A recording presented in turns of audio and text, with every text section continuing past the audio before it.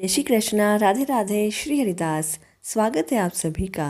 आप सभी को दशा माता के पावन पर्व की हार्दिक शुभकामना। आज हम दशा माता के दिन सुनी जाने वाली नल राजा व दमयंती रानी की कहानी का श्रवण करेंगे। प्राचीन काल में नल राजा व दमयंती रानी थी। उनके खूब राजपाट था, किसी बात की कोई भी कमी नहीं थी। एक दिन रानी ने झरोके से देखा कि कुछ दासियां दशा माता का पूजन कर रही थी। तो रानी ने पूछा कि तुम सब यह क्या कर रही हो?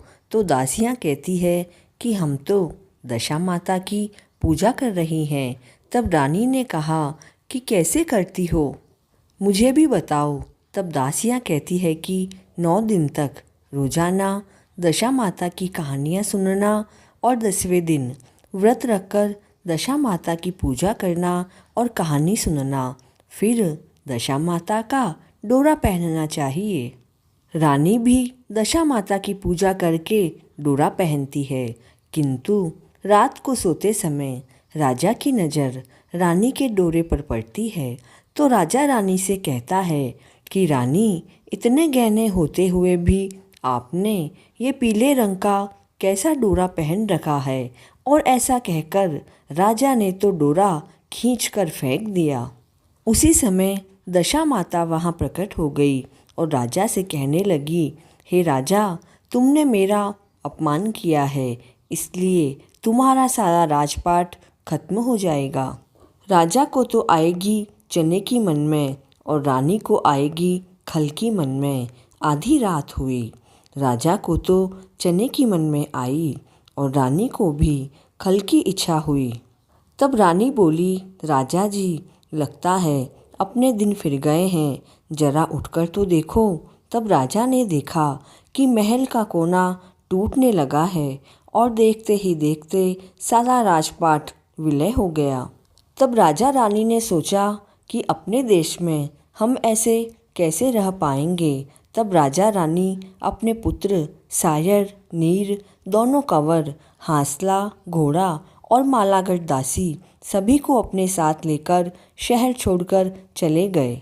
शहर के बाहर जाकर एक बड़ के पेड़ के नीचे विश्राम करने बैठते हैं तो अचानक बड़ का पेड़ फटकर हांसला, घोड़ा और मालागढ़ दासी उसमें विलय हो जाते हैं। थोड़ा आगे जाते हैं तो एक बंजारों की बालद आ रही होती है तो सायर, नीर, कंवर उनमें ही खो जाते हैं। राजा रानी बहुत दुखी होते हैं और वहाँ से आगे बढ़ते हैं। एक गांव में पहुँचते हैं। गांव के बाहर एक बगीचा होता है।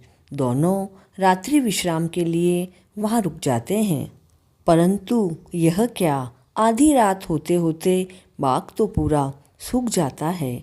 तब रानी राजा को जगाती है और कहती है कि राजा जी, ये हरा भरा बाग तो पूरा सूख गया है, अभी माली आएगा तो हमसे लड़ेगा। वे दोनों वहाँ से चलकर दूसरे गांव पहुँचते हैं जहाँ पर उनका एक मित्र रहता था।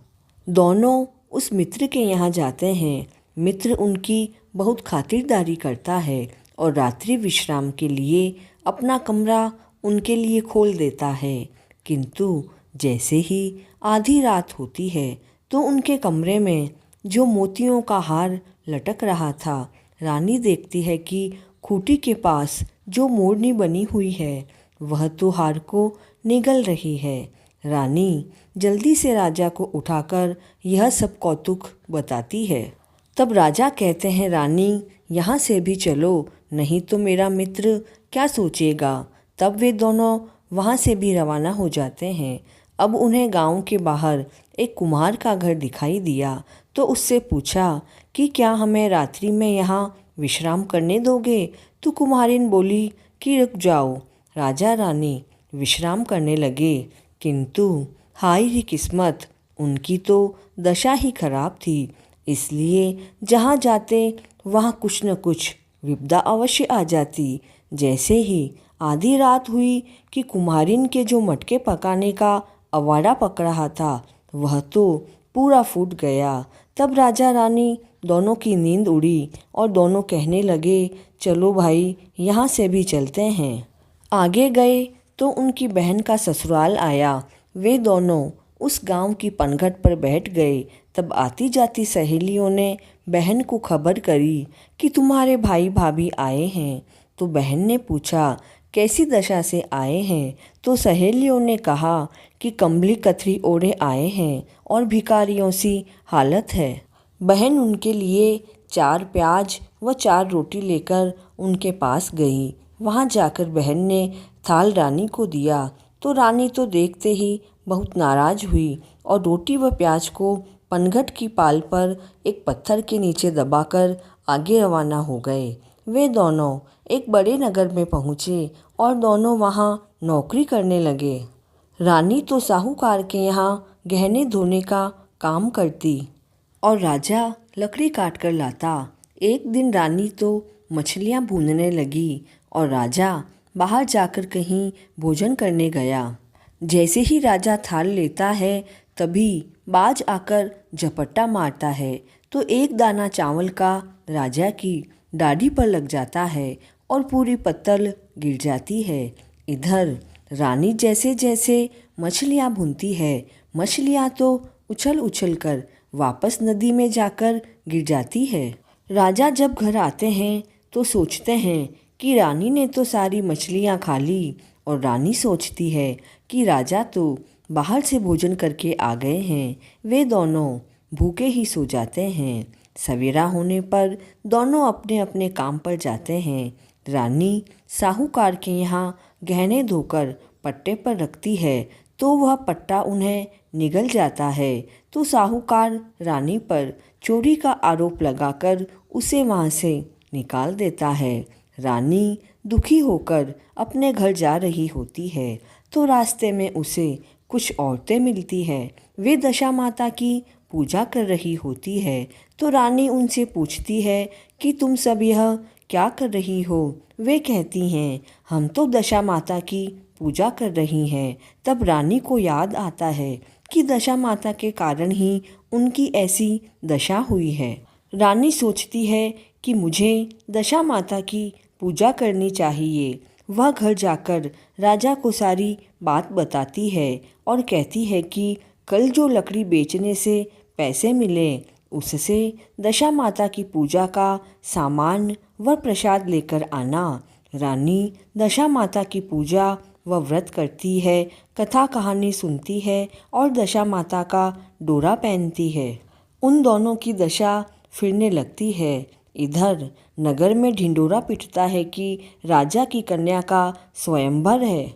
हथनी जिसके गले में माला डालेगी वही उसका पति होगा। तब नल राजा जो भील के वेश में थे वह भी वहाँ जाकर बैठते हैं। तब राजा की आज्ञा से हथनी को बुलाकर उसे माला डालने को कहते हैं।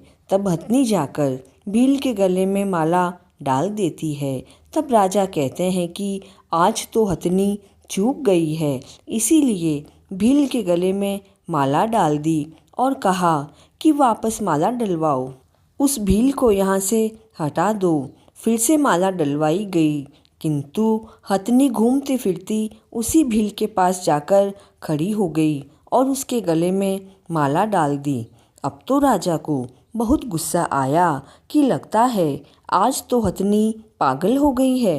हाथी को श्रृंगारा जाए व उस भील को नगर के बाहर निकाल दिया जाए। तब ऐसा ही किया गया। हाथी का श्रृंगार किया गया और उसे माला दी गई किंतु हाथी भी घूमता फिरता उसी भील के पास जाकर पहुंच गया और उसके गले में माला डाल दी। तब राजा ने कहा कि ऐसा लगता है कि राजकुमारी की किस्मत ही ऐसी ही है। फिर भील के साथ राजकुमारी की शादी करवा दी। परंतु जब विदा करने लगे तो राजकुमारी की आंखें बहुत दुखने लगी। तब सभी ने कहा कि इनके देवताओं के क्या चढ़ता है, पता लगाओ। दासियाँ भील के घर जाकर उसकी पत्नी से पूछती है कि बाई तुम्हारे देवी देवताओं के क्या चढ़ता है। तब रानी कहती है कि हमारे देवी देवताओं के हिंगलू मछलू के कपड़े और बिना बिंदे मोती मानक आदि चढ़ते हैं। तब दासियाँ कहती है कि देखो तो सही, राजकुमारी की शादी क्या करवाई भील के साथ। भीलनी का भी दिमाग चढ़ गया है कि हिंगलू मछलू के कपड़े व हीरे मोती मांग रही है। फिर दासियाँ कहती है कि क्या तुम्हें पता है, यह तो नल राजा और दमयंती रानी के देवताओं का चढ़ावा है।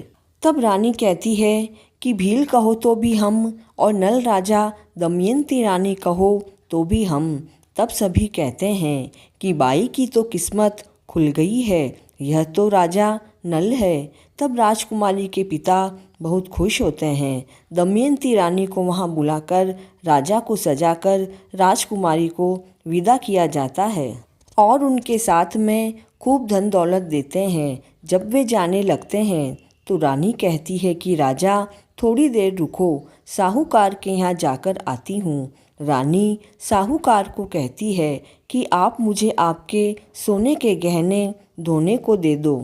तब साहूकार कहता है कि पहले मन नहीं भरा तो और चोरी करने आई हो। तब वह कहती है कि मैंने तो कोई चोरी नहीं की, आप चाहे सो कहें, परंतु मुझे धोने के लिए कुछ तो आपको देना ही होगा।